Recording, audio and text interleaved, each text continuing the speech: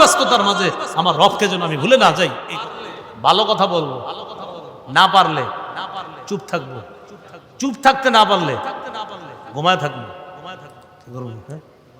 আপনি কথা বললে সত্য কথা বলবেন, এরপরে সত্য কথা যদি বলতে না পারেন চুপ থাকবেন। ইবলিস এসে খোঁচাবে, আপনি তখন ইবলিসরে বলি, ইবলিস তুমি খোঁচাও না, তার আবার যদি খোঁচাও ঘুমায় যাবে, ঘুমায় যাবে। তাহলে বললে সত্য কথা, না বললে চুপ। এরপরে ইবলিস যদি না আপনারা চুপ থাকতে দিবেই না, আল্লাহ আল্লাহুম্মা বিসমিকা মুতাহি, দাঁড়াও তুমি আমার ঝামেলা করবা, আমি ঘুমাই যাব, ওরে চান দিবেন না। মনে থাকবে, মনে থাকবে। এটাই রাসূল সাল্লাল্লাহু আলাইহি সাল্লাম বলেছেন, মান কানা ইউমিনু বিল্লাহি ওয়াল ইয়াউমিল আখির, যে ব্যক্তি আল্লাহকে বিশ্বাস করে, যে ব্যক্তি আখিরাতকে বিশ্বাস করে, এই ব্যক্তি তার কথা, তার আঘাত, তার কথার মাধ্যমে, তার হাতের মাধ্যমে কোনো মুমিনকে যেন কষ্ট না দেয়। ফালা ইউজি জারা, প্রতিবেশীকে যেন কষ্ট না দেয়। এমন কথা মুখ দিয়ে না বলা যে প্রতিবেশী কষ্ট পায়, হাত দিয়ে প্রতিবেশীকে কষ্ট না দেওয়া। এরপর রাসূল সাল্লাল্লাহু আলাইহি সাল্লাম বলেছেন, ফালইয়াকুল খায়রা, সে যেন বললে ভালো কথা বলে, আউ লিয়াসমুদ, অথবা সে যেন চুপ থাকে। তা আমি বললাম, আপনি যদি চুপ থাকেন, নবীজি সাল্লাল্লাহু আলাইহি সাল্লাম বলেন, মান সামাতা নাজা, যে চুপ থাকলো সে মুক্তি পেয়ে গেল। কিন্তু ইবলিস আপনাকে চুপ থাকতে দিচ্ছে না, তখন কি করবেন? আল্লাহুম্মা বিসমিকা আমুতু। মনে থাকবে নি টেকনিকটা? তাহলে বলেন, পারলে ভালো কথা, না পারলে চুপ। যদি ইবলিস চুপ থাকতে না দেয়, আল্লাহ আমাদেরকে কথাগুলো মনে রাখার তৌফিক দান করেন। তিলাওয়াতুল কোরআন মুখের ইবাদত, জিক্রুল্লাহ মুখের ইবাদত, লা ইলাহা ইল্লাল্লাহ স্বীকার করা এটা মুখের শ্রেষ্ঠ একটা ইবাদত।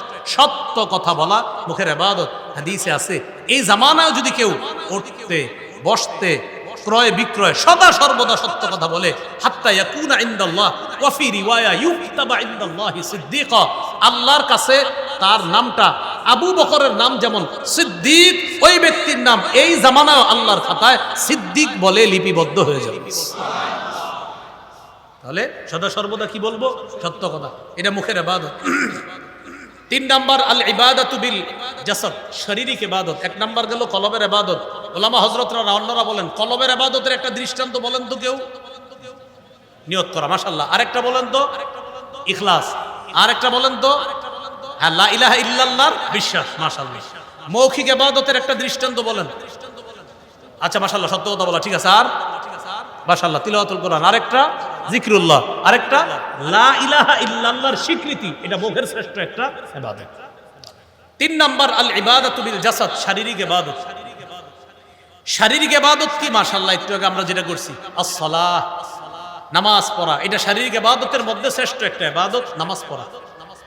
রাসূলুল্লাহ সাল্লাল্লাহু আলাইহি সাল্লাম বলেন, তোমাদের কারো বাড়ির সামনে একটা পুকুর আছে, পুকুরে দৈনিক কেউ যদি 5 বার গোসল করে, তার শরীরে যেমন কোনো ময়লা থাকবে না। তোমাদের কেউ যদি দৈনিক 5 ওয়াক্ত নামাজ পড়ে, আল্লাহ তার বাহ্যিক আভ্যন্তরীণ গুনাহগুলা ধুয়ে মুছে সাফ করে দেবে।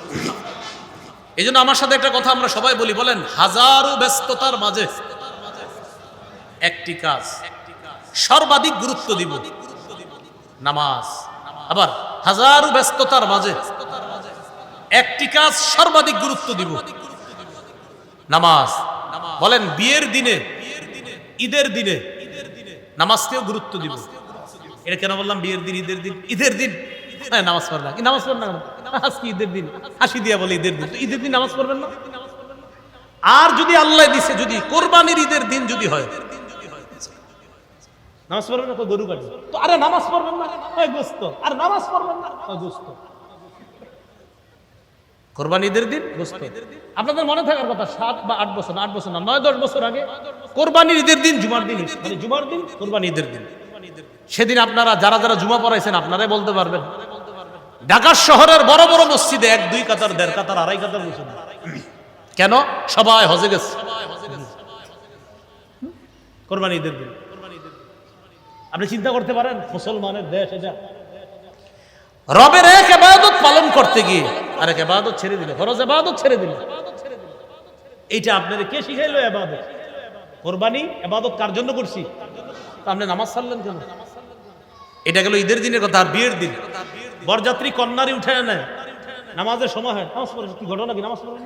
হ্যাঁ, নতুন বউ তো, নতুন বউ কি হয়েছে, নামাজ পড়বেন? মেকআপ নষ্ট হয়ে যাবে, নামাজ পড়া যাবে। আমি মুসলিম দেশের কথা বলছি, অন্য দেশের না। মেকআপ নষ্ট হয়ে যাবে, নামাজ পড়ে না। কোন ধরনের কথা? আর বউয়ের সাথে আরো অনেকে থাকে না, তারাও তো মেকআপ করে। এই মেকআপের কারণে যে আপনি সাজে বিভিন্ন জায়গায় গিয়ে তো তাদের সাজ নষ্ট হবে। নামাজ আজকে নামাজ নেই। নাউজুবিল্লাহ, ইন্না লিল্লাহি ওয়া ইন্না ইলাইহি রাজিউন। এটা কেমন কথা হলো এটা? আপনার নামাজ নষ্ট করতেছে কেন? সৌন্দর্যতা নষ্ট হয়ে যাবে। আপনি কার সাথে খেলা করতেছেন? আপনি কোন রবের, যে রবের নাম নিয়ে দুইটা নতুন জীবন শুরু হচ্ছে, সেই রবের সাথে আপনি নাফরমানি করছেন, আপনার সৌন্দর্যতা নষ্ট হয়ে যাবে। আপনি বিয়ের দিন নামাজ পড়বেন না, ঈদের দিন নামাজ পড়বেন না, এটা কোন ধরনের কথা? তাহলে ভাই কথাটা লিখে রাখবেন খাতায়, হাজারো ব্যস্ততার মাঝে একটা কাজ সর্বাধিক গুরুত্ব দেওয়া। কি? পড়ার টেবিলের সামনে, চেয়ারে যে টেবিলটায় বসে আপনি অফিসের কাজ করেন, ওই টেবিলটার সামনে লিখে রাখবেন, আমার হাজারো ব্যস্ততার মাঝে একটি কাজ যেন কখনো ভুলে না যাই, আমার রবের স্মরণে নামাজ পড়া, এটা যেন আমি ভুলে না যাই। আপনার চেয়ারটায় যেটাতে বসে আপনি চাকরি করেন ভাই, ওটা ওখানে লিখে রাখেন। পড়ার টেবিলে ছাত্র ভাই সামনে লিখে রাখেন, ব্যস্ততার মাঝে আমার রবকে যেন আমি ভুলে না যাই। এইগুলো শারীরিক ইবাদত।